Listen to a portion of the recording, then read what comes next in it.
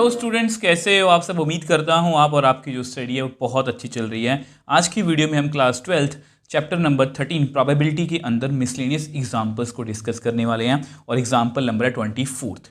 अगर आपके पास पुरानी एनसीईआरटी है तो ये आपकी मिसलेनियस की एग्जाम्पल नंबर 37 है। तो प्लीज़ इस बात का आप ध्यान रखोगे। इससे पहले भी हमने 2 एग्जाम्पल्स जितने डिस्कस किए हैं उन सब वीडियोस का लिंक आपको नीचे डिस्क्रिप्शन बॉक्स में मिल जाएगा। If a machine is correctly setup it produces 90% acceptable items. मतलब एक मशीन को देखो, हमेशा क्वेश्चन को अच्छे से समझा करो। अगर एक मशीन को हम अच्छे से सेटअप करते हैं तो इट प्रोड्यूसेस 90% एक्सेप्टेबल आइटम्स। मतलब अगर उसने 100 चीज़ें बनाई हैं तो 90 चीज़ें एक्सेप्ट हो जाएंगी, 10 चीज़ें रिजेक्ट हो जाएंगी। ये आपको पता हो, इसका मतलब ये है। If it is incorrectly setup it produces only 40% acceptable item. मतलब अगर मशीन को अच्छे से सेटअप नहीं किया जाता तो वो 40% ही एक्सेप्टेबल आइटम बनाती है, बाकी 60% जो है वो वेस्ट हो जाता है। Past experience shows that 80% of the setups are correctly done. Past experience मतलब हमारा जो पिछला एक्सपीरियंस है इस मशीन को लेके कि ज़्यादातर 80% केसों में क्या होता है, केसेस में क्या होता है कि मशीन जो है वो एक्यूरेटली या करेक्टली सेटअप हो जाती है। 20% केसेस में वो सेटअप जो है वो नहीं होती। If after a certain setup the machine produces 2 acceptable items. अब किसी सेटअप के बाद कोई भी सेटअप हो सकता है, वो करेक्टली भी हो सकता है, वो इनकरेक्टली भी हो सकता है। तो machine produces 2 acceptable items, find the probability. अब देखो ये बड़ी ही इंपॉर्टेंट लाइन है, ध्यान से देखो। If after a certain setup the machine produces 2 acceptable items, मतलब मशीन ने 2 एक्सेप्टेबल आइटम्स जो हैं वो प्रोड्यूस कर दी हैं, ठीक है। और अगर उसने प्रोड्यूस कर दिए मतलब ये जो चीज़ है वो हो चुकी है। Find the probability that machine is correctly setup. तो ध्यान से इस क्वेश्चन को समझने की कोशिश करते हैं। देखो हमारे सामने मतलब कि 2 कंडीशन है। तो मशीन जो है वो करेक्टली सेटअप हो जाती है या इनकरेक्टली सेटअप होती है, ठीक है। ये मशीन है, ठीक है, ये करेक्टली सेटअप है, ये इनकरेक्टली सेटअप है। ये वैसे ही आपको समझाने के लिए बता रहा हूँ। तो यहाँ पर 2 एक्सेप्टेबल आइटम्स इन्होंने प्रोड्यूस कर दी, ये आइटम्स हैं। अब ये जो आइटम्स हैं मतलब एक्सेप्टेबल आइटम इसने प्रोड्यूस कर दी, प्रोबेबिलिटी पता करो कि ये करेक्टली सेटअप से बनी है, इनकरेक्टली सेटअप से नहीं, इससे बनी है। मतलब पर प्रोबेबिलिटी हमें मतलब देखो इसकी दी हुई है, वो बोल रहे हैं कि इससे मतलब कि इस सेटअप से वो मतलब कि प्रोड्यूस हुई हैं आइटम्स। बट ये जो है ये इससे भी एसोसिएटेड है, और जब भी वो पिछले से एसोसिएटेड होता है तो यहाँ पर हम बेस थ्योरम का यूज़ करते हैं, आपको पता है। और जब भी हमें बेस थ्योरम का यूज़ करना होता है तो सबसे पहले हम ए लिखते हैं, क्या इवेंट है जो हो चुका है, ठीक है। तो यहाँ पर हम लिखेंगे मशीन, ये अपनी लैंग्वेज है, कुछ भी हो सकती है। मशीन प्रोड्यूस 2 एक्सेप्टेबल आइटम्स, ठीक है। हमेशा मतलब कि इस तरह से करने की अगर आप कोशिश करोगे ना, आपको बिलीव मी कोई केस स्टडी में मुझे लगता है कि काफ़ी हद तक इसके चांसेस हैं कि बेस थ्योरम में से आपको क्वेश्चन आएगा। तो आपको ये पता होना चाहिए। इवन जिसकी प्रोबेबिलिटी हमें फाइंड करनी है, किसकी प्रोबेबिलिटी फाइंड करनी है? The machine is correctly setup. Machine is correctly setup. तो E2 क्या होगा? आपको पता है आपके सामने 2 ही सिचुएशंस हैं, तभी मैं आपको हमेशा टेबल बनवाता हूँ, correctly setup, incorrectly setup. The machine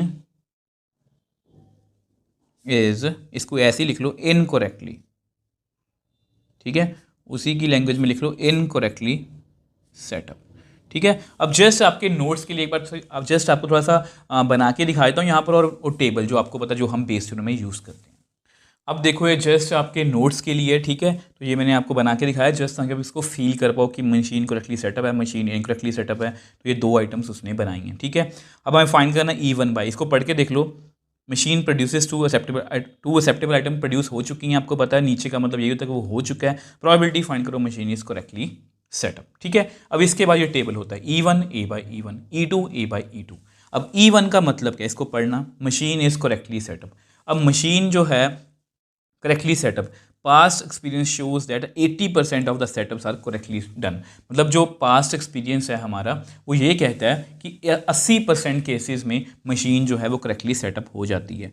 तो 80%, अब प्रोबेबिलिटी ऐसे तो होती नहीं है, आपको पता है वो हमेशा 1 से छोटी होती है, या 1 से छोटी होती है। इसको मैं ऐसे लिख सकते हैं 80/100, ठीक है। तो अभी इसको मैं कट करने के चक्कर में नहीं पढ़ रहा, ठीक।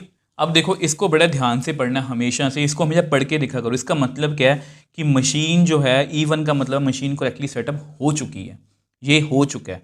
उसके बाद क्या हुआ, मशीन प्रोड्यूसेस 2 एक्सेप्टेबल आइटम्स, ठीक है। अब ये क्वेश्चन ना इसको आप थोड़ा बहुत कंपेयर कर सकते हो, क्योंकि यहाँ पर एक चीज़ नहीं है, यहाँ पर दो एक्सेप्टेबल आइटम्स बनाई हैं, ठीक है। तो इस बात का आप ध्यान रखोगे। पहले इस बात को छोड़ो, चलो इसको आप ऐसे कंपेयर भी कर सकते हो। एक्सरसाइज 13.3 का 10th क्वेश्चन, उसमें भी कुछ कॉइन को 3 टाइम टॉस किया गया था, तो यहाँ पर भी कई बार प्रोबेबिलिटी जो है वो बड़ी हो सकती है, पर ध्यान से देखना। अब देखो इसका मतलब क्या है, machine is correctly setup, machine correctly setup हो चुकी है। प्रोबेबिलिटी पता करो कि मशीन ने दो एक्सेप्टेबल आइटम्स बनाई हैं। अब आपको पता है जब भी if a machine is correctly setup it produces 90% acceptable items. तो मशीन जो है वो हमेशा क्या बनाती है, 90% एक्सेप्टेबल आइटम्स। तो इसको मैं लिख सकता हूँ 90%। मतलब देखो अगर मशीन करेक्टली सेटअप है, मशीन करेक्टली सेटअप है तो उसने एक चीज़ बनाई, अब उसके चांसेस एक्सेप्ट होने के कितने हैं, 90%। अब मशीन ने क्योंकि दो चीज़ें बनाई हैं तो यहाँ पर मैं करूँगा मल्टीप्लाई 90% इंटू 90%। मल्टीप्लाई क्यों किया है, ये दोनों इवेंट्स क्या हैं, इंडिपेंडेंट है। पहला प्रोड्यूस हुआ या नहीं हुआ उसको दूसरे से कोई फ़र्क नहीं पड़ता, तो ये प्रोबेबिलिटीज इंडिपेंडेंट है। और जब भी मतलब कि इवेंट्स इंडिपेंडेंट होते हैं, आपको पता है हम ये वाला मतलब यूज़ करते हैं, ठीक है। तो इसलिए ऐसा यूज़ हुआ है। तो इसको हम कैसे लिखेंगे, 90/100 इंटू 90/100। अभी इसको मैं कट करने के चक्कर में नहीं पड़ रहा, इसको ऐसे ही छोड़ रहा हूँ। E2, अब इसका मतलब क्या है, E2 का मतलब है मशीन इज इनकरेक्टली सेटअप। अब यहाँ पर हमें ये बताया है कि 80% केसेस में मशीन करेक्टली सेटअप हो जाती है। तो इनकरेक्टली सेटअप कब होगी, 1 - 80/100। इसको सॉल्व करोगे तो आएगा 20/100। ऑब्वियसली बात, अगर 80% केसेस में वो करेक्टली सेटअप हो जाती है तो 20% केसेस में वो करेक्टली सेटअप नहीं होगी।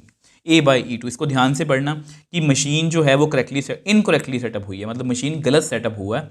प्रोबेबिलिटी पता करोगे 2 एक्सेप्टेबल आइटम्स। अब आपको पता है if it is incorrectly setup, अगर वो इनकरेक्ट तरीके से सेटअप होती है इट प्रोड्यूस 40%। तो एक आइटम के चांसेस कितने हैं, 40%, दूसरी के भी 40% होंगे एक्सेप्ट होने के। तो यानी कि इसको मैं लिखूंगा 40/100 इंटू 40/100, ठीक है। अब ऐसा करते हैं, इसको मैं नेक्स्ट पेज पे जस्ट बेस थ्योरम का फॉर्मूला लगाना है वो मैं लगा के दिखा देता हूँ।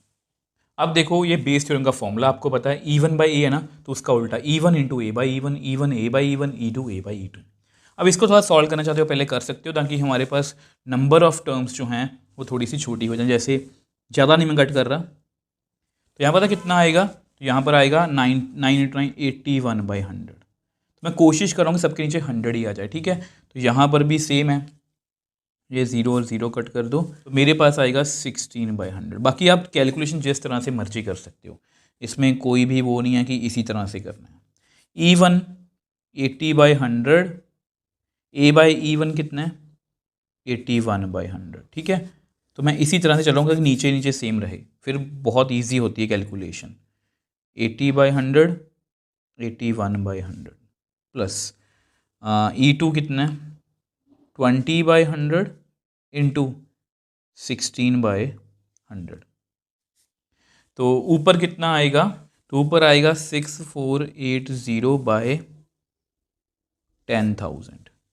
यहाँ पर भी नीचे एलसीएम 10,000 ही आएगा, 6480 प्लस 320 डिवाइड बाय 10,000। अब ये 10,000 आपस में कट जाएगा, ठीक है। तो मेरे पास कितना आ गया 6480 डिवाइड बाय 6800। अब इसको भी कट करने की कोशिश करते हैं, तो 4 1 ज़ा 4, 4 6 ज़ा 4 2 ज़ा 4 1 ज़ा 4 7 ज़ा, यहाँ पर 7, इसको और कट कर सकते हैं, 2 8 ज़ा, और यहाँ पर भी 2 8 ज़ा 16, और 2 5 ज़ा 81/85। अब इसको अगर आप डिवाइड करोगे 81/85 को, तो अगर आप 80 मतलब कि 1 को 85 से डिवाइड करोगे तो 0.9529411 आएगा। तो विच एम्प्लॉइज, इसको अप्रॉक्सीमेटली अगर आप लिखना चाहो तो आप लिख सकते हो 0.95। तो ये आपका आंसर है। तो देख लो कुछ भी नहीं था इसमें, मतलब देखो मैं आपको हमेशा बोलता हूँ कि बेस थ्योरम का क्वेश्चन परफेक्ट है केस स्टडी के लिए, क्योंकि इसमें हमेशा एक कहानी होती है। हमें बस कहानी को ठंडे दिमाग से समझना है।